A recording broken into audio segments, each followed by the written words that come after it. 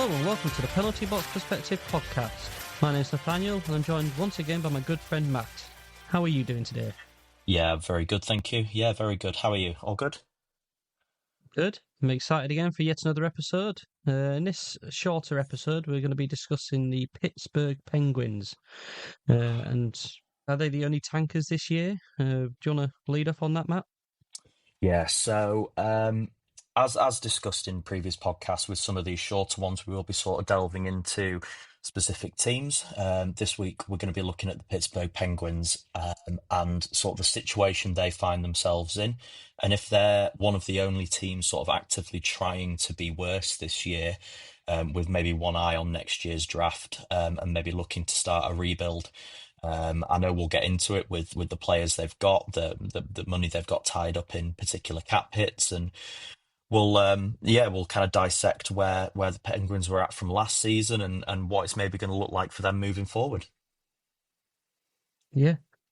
Now, for me, as a relatively young NHL fan, I've always had the idea in my head that the Penguins are always like a great team, like an old dynasty type of team.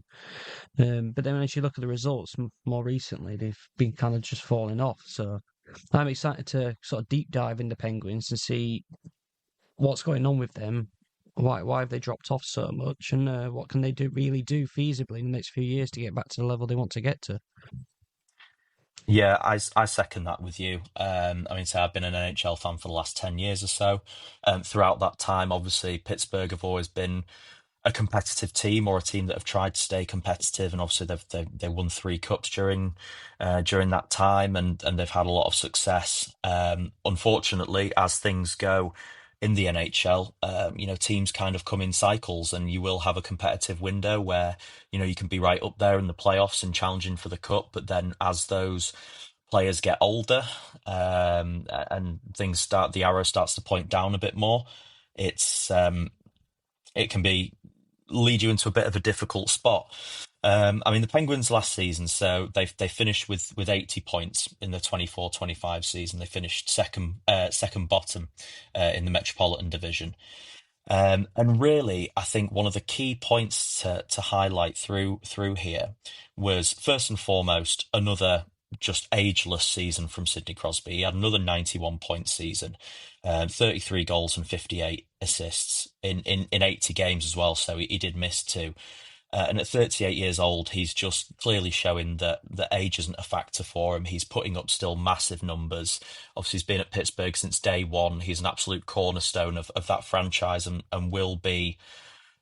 He'll have his jersey retired. He's arguably going to go down as one of the best 5 NHL players of all time, potentially, when all is said and done. But really, when you look down the team, at the point tallies sort of in descending order. So Crosby had 91. Ricard Raquel had 70 points last season at 32 years old. Brian Rust had 65 points at 33 years old. Erik Karlsson with 53 points at 35 years old. Malkin with 50 points at 39 years old. Matt Grzelcyk had 40 points at 31 years old, and Chris Letang with 30 points at 38 years old. Their youngest point scorer under the age of 30 was Michael Bunting. He had 11 games in Nashville last season, but he scored 29 points last season, so 14 goals and 15 assists in 58 games. But even at 29 years old, he was Pittsburgh's highest point scorer under the age of 30. What are your thoughts on that, Nathaniel? Obviously it's clearly just showing that they are a team with a lot of age in there. Yeah, and a lot of these players, they're not necessarily bad old players. They've just they're from their golden generation. They haven't sort of refreshed their squad, by the looks of it to me. Whether they've made attempts to make changes to refresh it and they haven't worked, or simply they've just been re-rolling it back over and over and over again. But I think just looking back at like the previous seasons, they've missed the playoffs the last 3 years, and even before that, they didn't get past the first round of the playoffs since 2016, 2017 season. So it's just, are the good old players still good enough to get them across the line? And I'd probably say not. But then the question is, what do they do next? Do they blow it all up, or do they re-rack and go again for one last hurrah? But I think it's more going to be needs to be the former, and they're going to go for the latter. Yeah, I think it's a real difficult situation for Kyle Dubas to be in. Obviously, he took the reins as the general manager after he left the Maple Leafs. And you're absolutely right. It's, it's making that decision of, do we still think we can be in a competitive window, or do we think that maybe we need to start moving on those older players? And like you said, I think they're in a position where they need to, they need to really look at moving this forward, and the hardest part of that is going to be letting those older players go. Um, I can relate to it massively as as a Chicago fan, when the decision came to trade Patrick Kane, when they traded Duncan Keith, obviously the decision to not re-sign Jonathan Taves. It's really, really hard. You've got so many good memories tied to those players. And in particular, you look at obviously Crosby and Evgeny Malkin and Chris Letang, who've been there for all of them. But Crosby and Letang are 38 and Malkin's 39. They made one last sort of attempt. I think they made the trade for Erik Karlsson a couple of years back, and for me that was. I know I've mentioned before, one of my closest friends is a Pittsburgh fan, and I said to him off the jump, I don't like that at all. I don't like them bringing in Erik Karlsson. Erik Karlsson is a very good offensive defenseman, but he is a massive defensive liability, and he's making massive money. He's on a $10 million contract, and that still runs through till the end of the 27-28 season. Oh, he's a UFA, sorry, in the 27-28 season. So they're still sort of tied into him, and that's his age and his sort of production from last season. That's going to be a really hard contract to move. Not that they're necessarily going to be jumping to move Erik Karlsson. I think they've got around $13 million in cap space approximately at the moment, so they're not right up against it at the moment. But those older players, your Malkins and Latangs, and particularly Sidney Crosby, which I know we'll discuss, for other teams in playoff contention, they are quite attractive trade pieces. And you think if you're a playoff contending team and you can maybe add Evgeny Malkin as your third center, or if you can maybe add Chris Letang for your second or third pair, that's going to be a really, really nice piece to add. And that's kind of where they're at in their careers at the moment. They're not players who are going to make a difference and put, as a first liner or as a top pair defenseman, but they're at that stage where they're a really nice rental piece for a team, maybe at the trade deadline. Essentially, what Pittsburgh are at the minute, they're kind of just the storage for sort of those players. They're not really expecting to get to the playoffs this year. But then it's just like, well, what is the plan? They've got cap space. They're not really going out and using it. They're just sort of sitting on it. I mean, do you know, obviously, the prospects, have they got any up and coming prospects? Because a lot of their money seems to be tied up in their sort of top 10 players, and the rest are kind of minimally contract players or players on for like 1 million, etc. They haven't got the middle ground. Yeah, so Stephen Ellis, who's like a prospect analyst from Daily Face-Off, so he currently has their prospect pool ranked sort of 18th out of 32. So very much sort of middle of the league, middle of the road. And he kind of identifies their key prospects as Rutger McGrody, who they have acquired in a trade, as well as Benjamin Kindle and Harrison Brunick. And he said in his article from August this year, August 22nd, said, I'll give the Penguin scouting department some love. They transformed this pipeline very quickly. After adding Rutger McGrody via trade last summer, GM Kyle Dubas and co. managed to make 7 picks in the top 100 back in June, so in this year's draft, including 3 picks in the first round. That boosted Pittsburgh's prospect pool to levels I've never seen since I started covering prospects. Pittsburgh's post-Sidney Crosby rebuild's going to be a slow one, but they're starting to actually make true progress. So I think in essence, they do have some good prospects. And you definitely saw it in this year's draft. Obviously, they were very active in wanting to make plenty of high picks and try and stockpile some prospects to try and get this rebuild moving.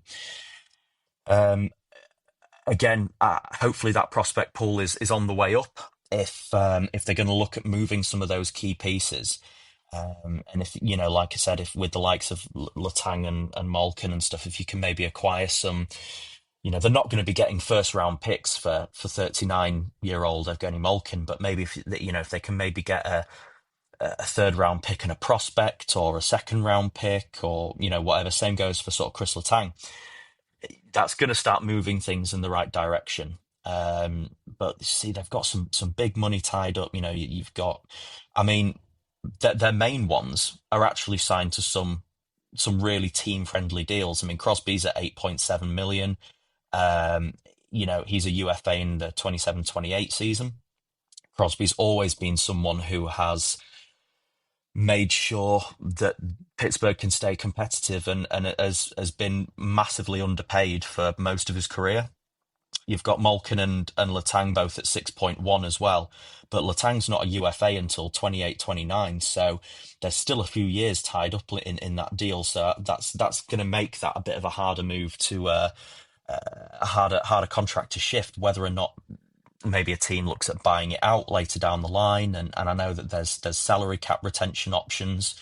And that's the thing, is obviously if Pittsburgh look to move any of these players, they can retain up to 50% of that salary. Now, I know a team only gets a certain amount of retention slots, but if you were a contending team and you're looking at adding, Evgeny Malkin, for example, and you can look to add Evgeny Malkin for basically $3 million to make a playoff run, that's a really, really good. That seems incredibly cheap. And you've got a few teams at current, sort of looking through where teams are at in terms of what salary they've got available. Anaheim have got around 5.5 at the moment. Vancouver have around 5.5, but a lot of those teams who are in contention windows at the moment don't really have any salary cap available to them at the moment. So it will require teams to get creative. I've no doubt that they'll try and do that, but there are potentially some really good, attainable quality players available. But I think it's going to be a really rough ride for Pittsburgh fans this year. But it's unfortunately, rebuilds all have to start somewhere. Yeah, and I just think, looking at when all these players' contracts are up and they're looking to reload and refresh, because any squad wants a balance of sort of the aging, experienced players in the locker room. They want the players in their prime, which is where the most of your money would want to go to, and then you've got like a decent young, healthy prospect pool where you expect to see some up and comers every year starting to play. Now, for me, the Penguins are at the point now where their squad is just not balanced. It's mainly either experienced players or those not really. They haven't got the middle ground sort of players in their prime, nor have they got the up and comers that are in the squad right now. They've had lots of picks this year in the draft, great. They've made some trades and stuff, but these players aren't going to be coming through and playing right now. They're not going to be ready. They're going to be ready when all of these aging players have then gone, which means what we cannot really foresee what squad they're going to have in a few years' time. Whereas in other teams' rebuilds, for example, let's take your Blackhawks, for example, have been in the rebuild for quite a few years. But then you can see sort of the direction. You can see some of the players that are going to be on the roster. You've got some experienced players. You got that balance. You got Foligno. You got then Bedard. You got that spread. Whereas I don't think this Penguins team doesn't. So you really cannot foresee it, and they might absolutely nail free agency in the trade market and things like that in the next few years, which then somehow rounds this squad off and they're right back at it. But I'd be really scared and nervous if I was a Penguins fan, because you can't foresee what's going to happen, and the way it sort of just fell off a cliff in the past few years, it doesn't give me much hope either. Yeah, no, I can understand that. And yeah, again, not to go back to the Blackhawks, but like you said, they've been rebuilding for a few years, and like you said, they've got that mix of high caliber young players, mixed in with those experienced players as well. Having Connor Murphy and Jason Dickinson, Nick Foligno, like you mentioned, and Teravainen and Bertuzzi, but then mixed in alongside the likes of Connor Bedard and Frank Nazar and Sam Rinzel and Artem Levshinov and Oliver Moore and players like that, who potentially all going to be making a jump into the NHL this year. So, like you said, they've gone and drafted, 3 first-round picks this year, but it could be a couple of years before we see them. I mean, we're not sure when we're going to see Benjamin Kindle or the likes of those. The most sort of ready one in that prospect pool is probably McGrody, but as we touched on in our main episode in the week just gone, he's unfortunately picked up an injury that's going to keep him out for the next sort of 2 to 3 months. So that's put a real sort of dampener on it all and been quite deflating for the Penguins, because their key prospect at the moment is going to miss about a third of the season. Which is, and then, obviously he'll have to get back up to speed and everything like that. Did find it quite interesting. Again, one of the beat reporters, Julia Staunberg for the Pittsburgh Penguins, to mention that Kyle Dubas intends, or certainly indicated, that he plans to use the cap space that he does have on extending trade acquisitions rather than signing free agents. And I don't hate that sort of strategy, because I think sometimes if you're a team down the bottom of the league, you're going to have a real hard time convincing free agents to come and sign for you, and as a result, maybe you sort of need to overpay them, and you end up in a cap situation. If you paid everyone, even $1 million, $1.5 million, $2 million more than they're probably worth, then you can find yourself in a salary cap crisis quite quickly. So, whilst if you acquire someone in a trade, then they've already got that sort of commitment and that buy-in, and you can make them, you can make them a future sort of key piece in that team, and save yourself some money in the process of doing so. Certainly for those sort of elite free agents, I mean, there are quite a few players hitting UFA next season.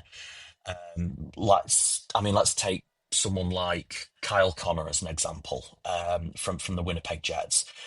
Kyle Connor's someone who his next contract he's probably going to be looking for around 6 or 7 years, somewhere in the region of. I mean, he's not going to be going for anything under 10 million. I wouldn't have thought, especially with the way the salary cap's rising.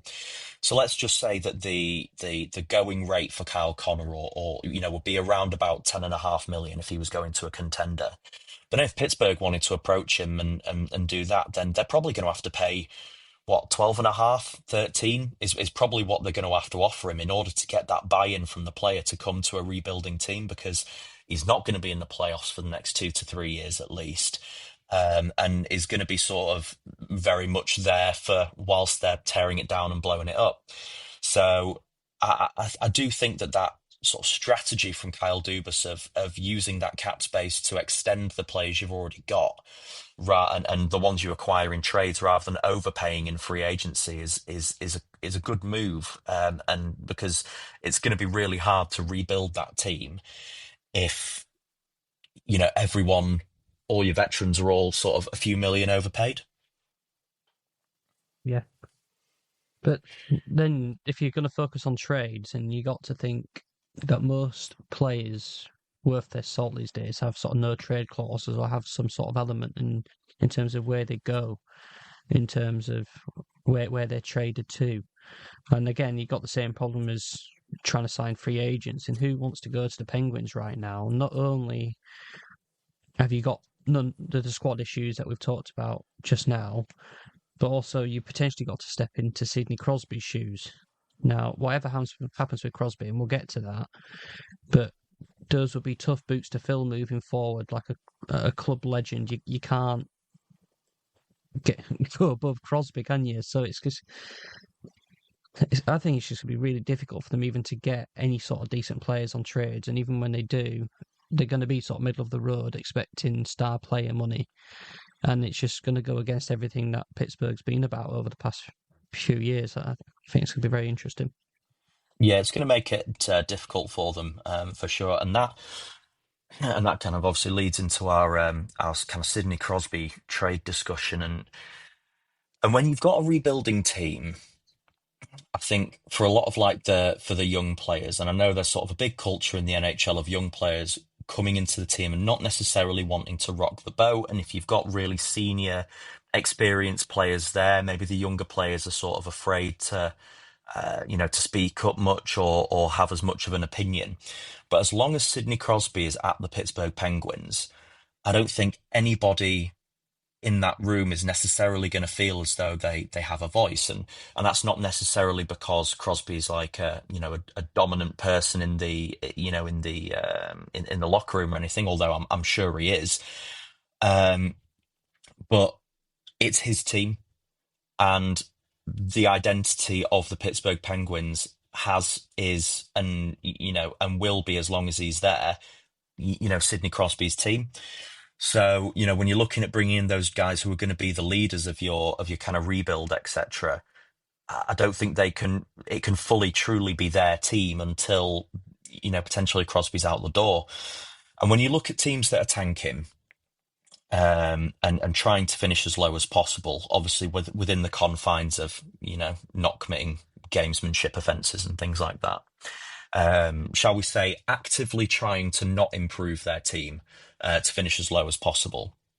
You look at Crosby putting up, 91 points last season, and that could be the difference for Pittsburgh between them finishing bottom of the standings or finishing sort of fourth or fifth bottom of the standings, which could be the difference between them getting a top 3 pick in the draft, which is going to really sort of maybe not accelerate their rebuild in the interim, but maybe take a year or two off it in the back end.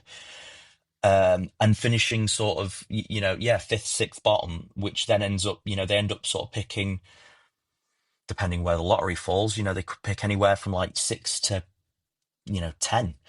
And okay, if you're picking ninth overall in the draft, you're still going to get a very good player. And there's plenty of players who've been picked in that sort of 6 to 12 range who've done extremely well.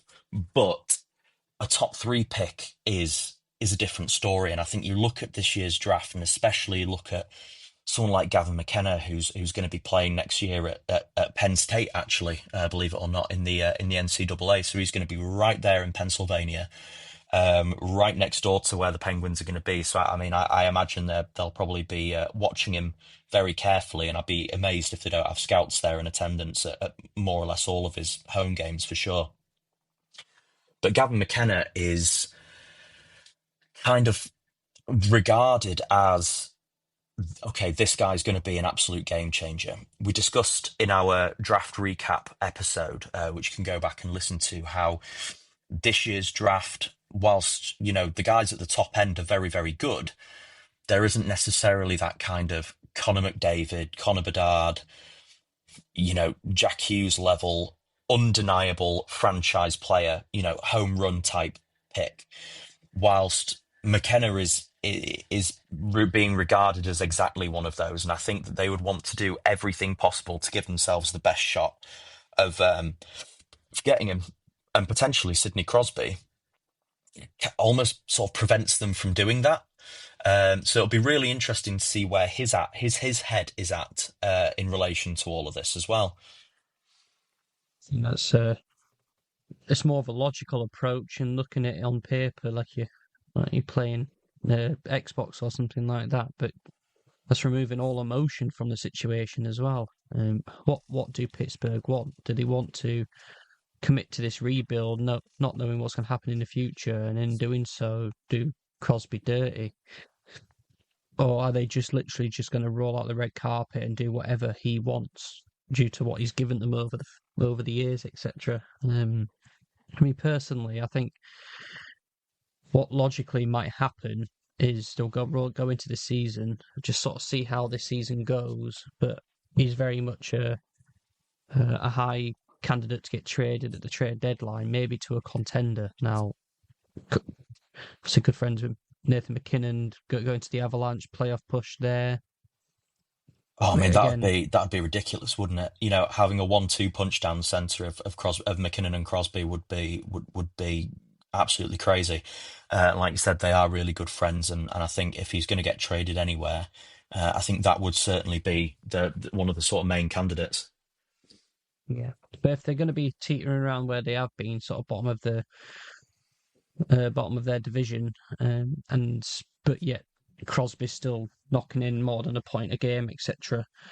It might be the case of, well, they have to commit to it, and if Crosby wants it, to go elsewhere and then do the trade then, rather than forecast it at the start of the season or wait till his contract expires or anything like that.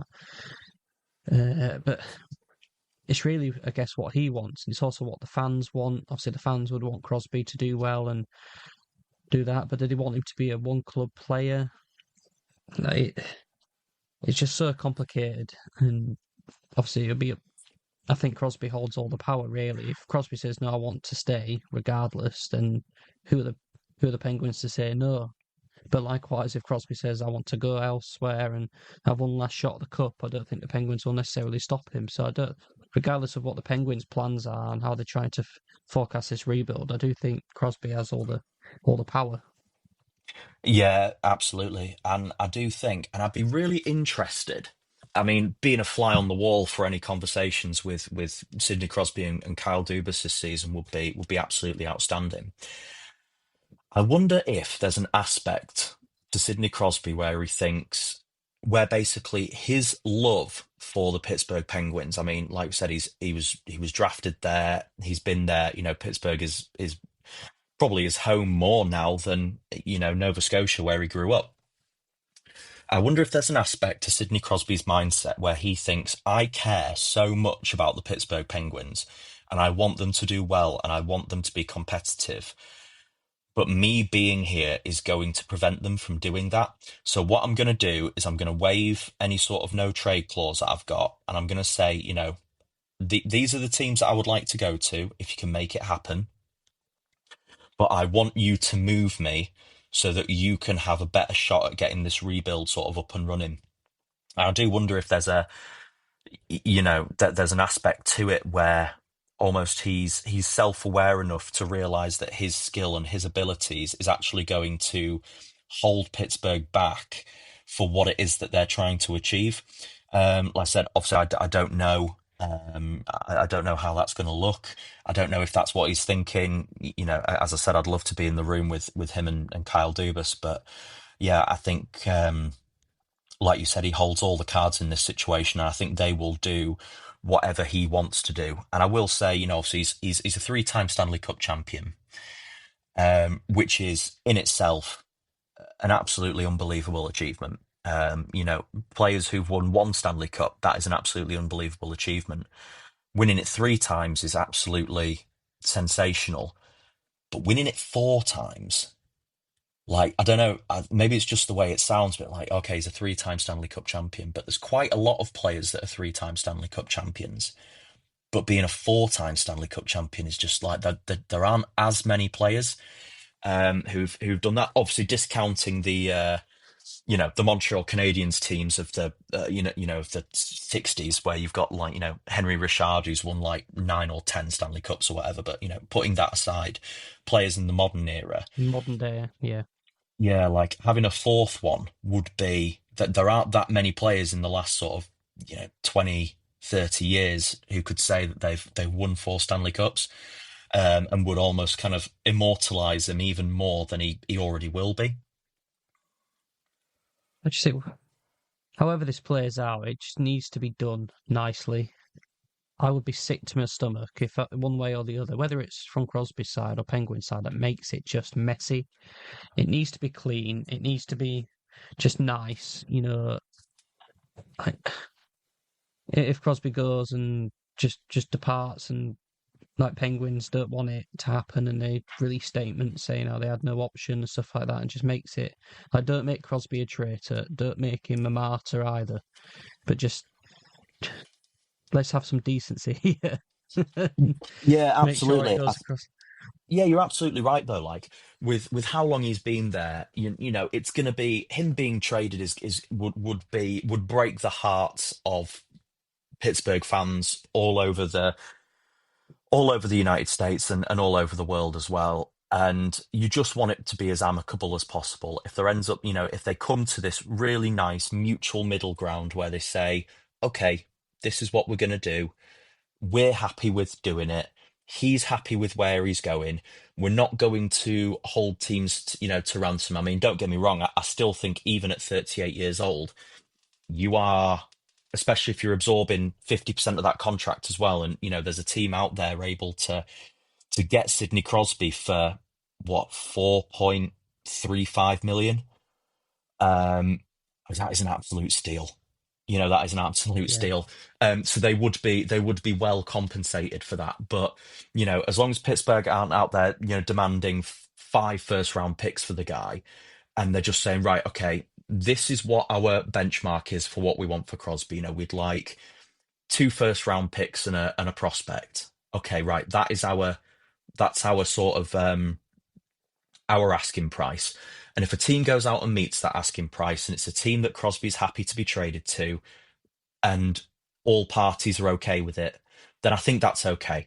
And I think that everyone will be able to sort of come to terms with it a lot more. But like you said, if it ends up being like, Crosby's holding out for a trade, or if he's, he wanted a trade, but then we've kept him there and he's almost sort of being held hostage in Pittsburgh, then it would sour the last 20 years. And that'd be really, really tough, and it'd be a really sad way for it to end. But I mean, I don't see any world where they're going to be sort of competitive this year. I think, them finishing seventh in the Metropolitan Division this year, I think would actually be a good season for them. I think they're going to be firmly rooted to the bottom of it this year, I think. Especially with, they've got some real issues in goal with Tristan Jari. His contract, and Ryan Graves' contract on defense as well, really backfired. They're paying Jari 5.38 million, until 28, 29, when he's going to be a UFA. And when you look at that sort of money, I mean, you've seen Lucas Dostal get extended for about 1 million more than that, and Lucas Dostal's twice the goalie Tristan Jari is, and you just seen Spencer Knight sign a 5.1 million contract extension in Chicago, and again is a significantly better goalie than Jari is, and again Ryan Graves as well at 4.5 is just, those contracts have kind of backfired, and unfortunately they're going to have a real hard time shifting those deals, and they're probably going to have to be ones they're just going to have to sit on. But it's not going to cause them many issues at the moment. But yeah, well, they've got just Silovs in goals, haven't they? They've just signed Artur Silovs, who's still on a pretty much minimum contract and is an RFA after this year. So I think if Jari starts off poorly, I reckon we'll see more Silovs in goals, and if he has any kind of production, I reckon he's up for a big contract as well. So they might have two goalkeepers on the roster for 5 mils, or two $5 million contracts, etc. Which, yeah, yeah. Yeah, no, absolutely. I mean, it's going to give them, it's going to give them definitely give them a bit more reinforcement with Svelos being added. Obviously, I know they also added Matt Dumba via a trade as well. I didn't really understand that particular move. I don't know what bringing in, a mid-30s Matt Dumba at this point is going to add to that he's team, younger than other you than, think, is Dumba. I mean, he's going to be a fresh spring chicken on this team. He's only 31. oh, Um, right, okay. I but thought he it's just was I because thought he's he was a. way older than that. It seems like he's been around forever. It does. Well, he had lots of years at the Wild, and I quite liked him. I said when we traded him away, but then he's just bounced from team to team, which probably makes it feel like he's been around for ages. But he's still quite young for a Penguin anyway. Yeah, but he could be someone. He could very much be someone that if he has a decent season, and again you get to the trade deadline, and there might be I think they acquired him for, it was a really reasonable trade from what I recall. They didn't give up a lot to get him. But then if you've got, again, a contender that's potentially going to look at Matt Dumba and think, oh, that'd be a really nice sort of trade acquisition piece. And if you can flip him for a second round pick or something, that's kind of that's what it's all about. In doing a rebuild is signing a lot of players, and you're seeing that as well with the San Jose Sharks as well, who signed a lot of guys to sort of 1 year, really reasonable, cheap, friendly deals. with then the goal that you can flip them at the trade deadline for picks or prospects or what have you, and then sort of acquire more draft capital to be able to kick your rebuild even further. So I mean that's the thing with draft picks. It's like throwing a dart at a dartboard. You just don't know what's going to hit.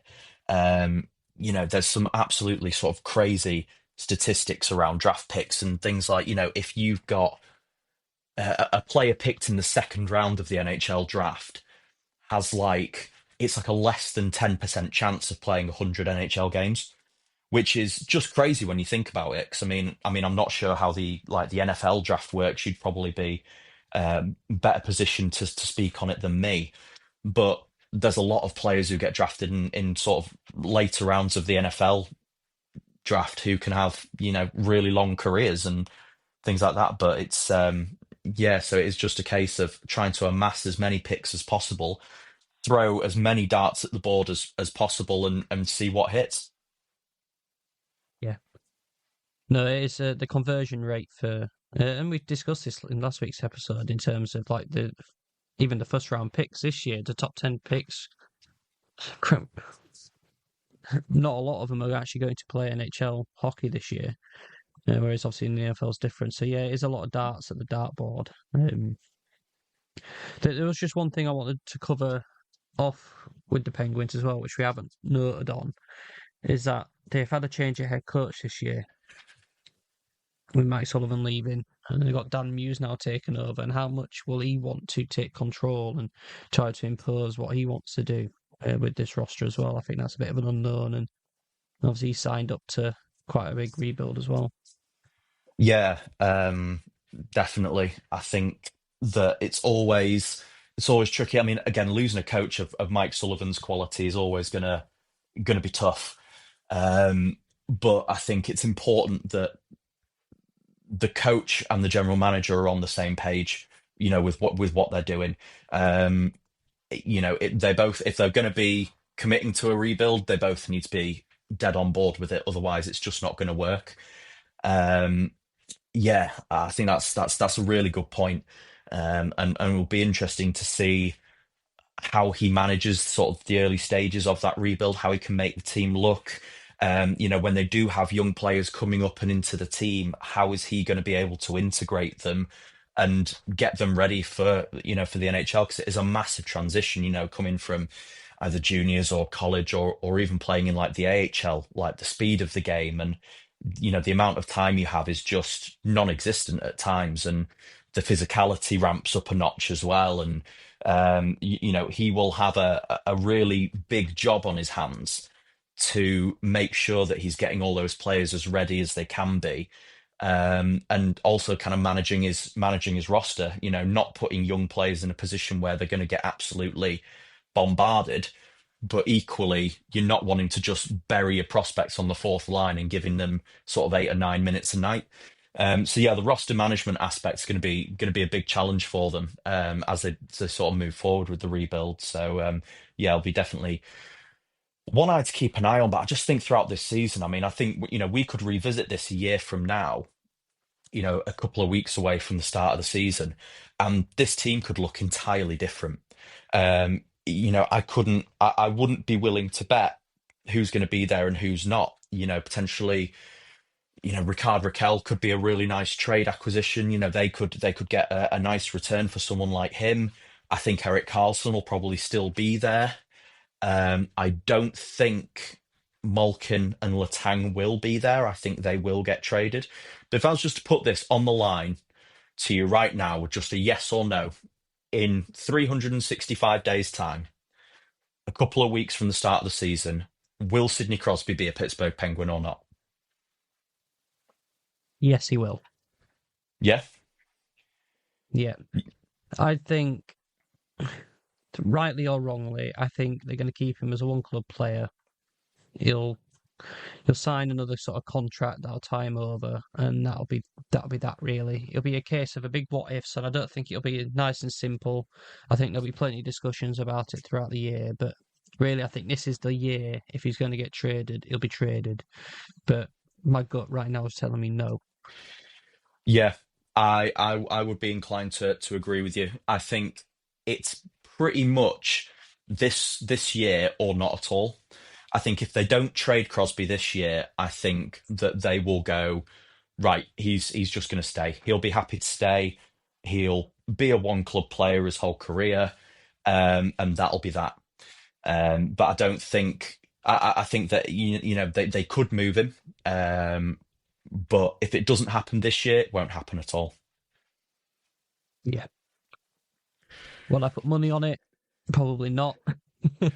But No, out of all the tropes and all the storylines you can go through, this isn't one that I'm going to be sort of sick of, I don't think, at this point. I think all the way through, I will be interested. I won't get fed up of it. And it's just something, it's not often you get to see a sort of a bottom dwelling team having sort of positive thoughts around it. I don't know whether that's different for you, but yeah, it's not like a Buffalo Sabres rebuild. we had to do it, didn't we? We had to even in an episode on the Pittsburgh Penguins, any opportunity to take a shot at the Buffalo Sabres, I'm never going to pass that up. But I Yeah, will say, just to put a little bit of warmth into the hearts of any Pittsburgh fans listening, is rebuilds aren't as bad as I think they're made out to be. Um, I can say that because I've been experiencing one for the last 4 years. um, it's very interesting because you pay a lot more attention to the draft, and you pay a lot more attention to things like, okay, like this player is at this place in the NCAA, or they're playing here in the OHL, or even someone down in the AHL, for example.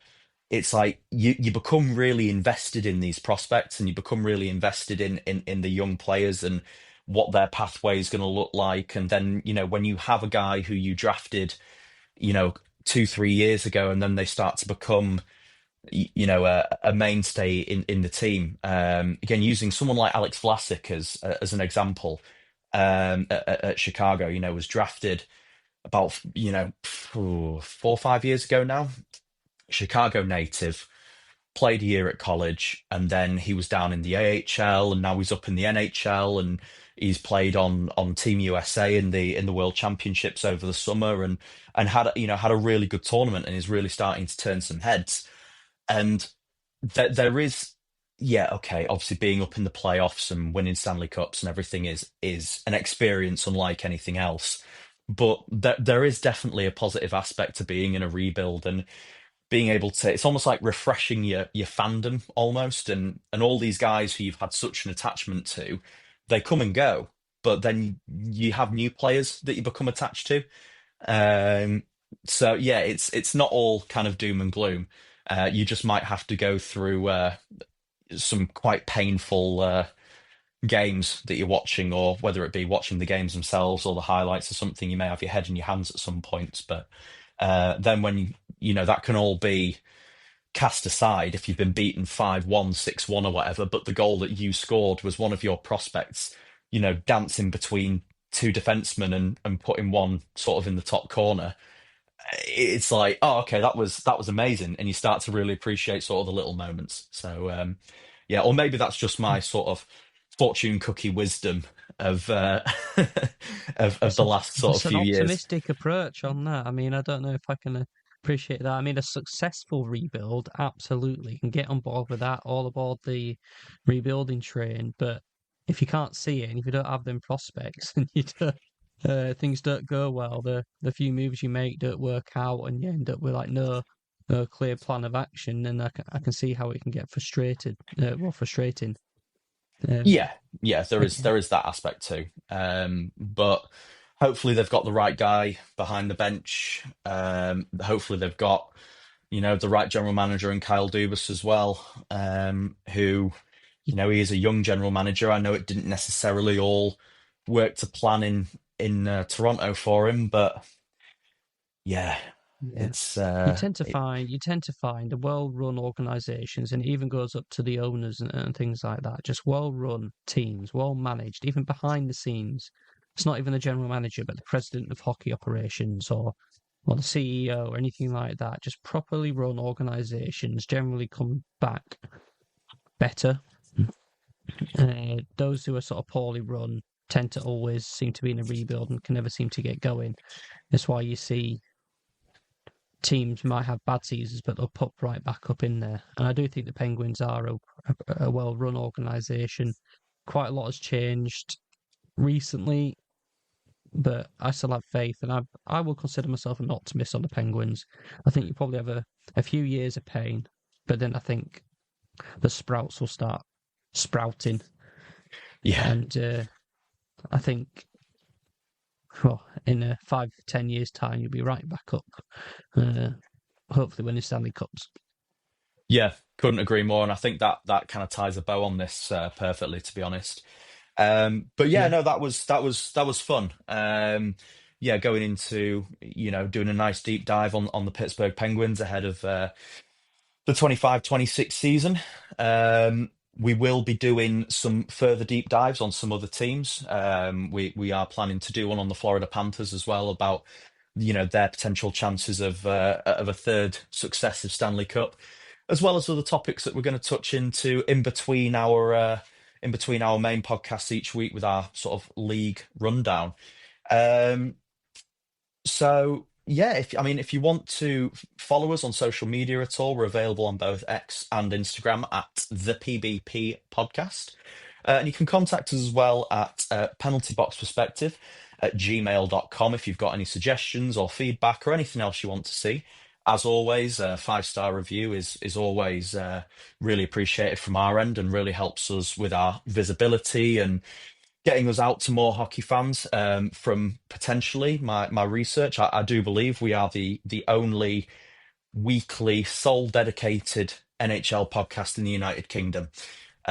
So yeah, anything you can do to help us would be massively appreciated. Yeah, is there anything you want to finish up on, Nathaniel?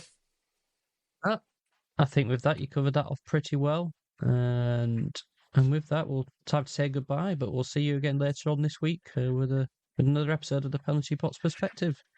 Take care.